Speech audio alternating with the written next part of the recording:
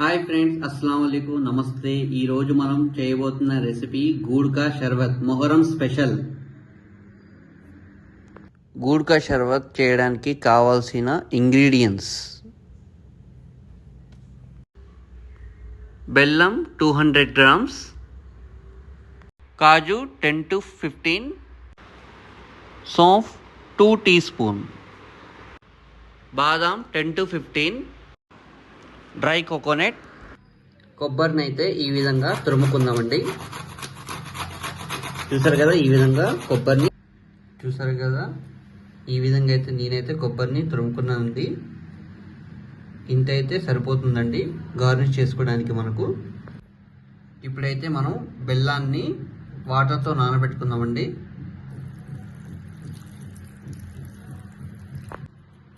కాజునైతే ఈ విధంగా చాప్ చేసుకుంటున్నానండి నేనైతే.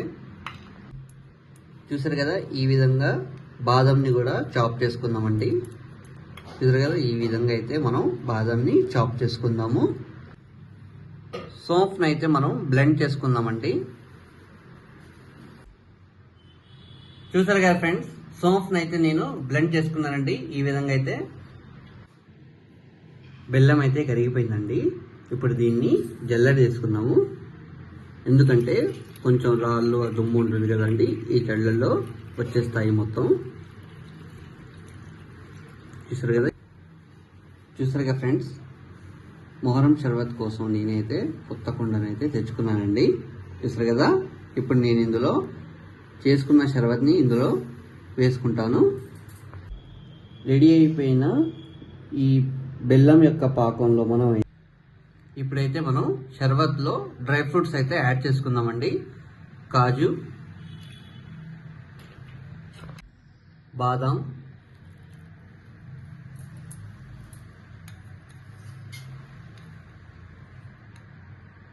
సోంఫ్ పొడి,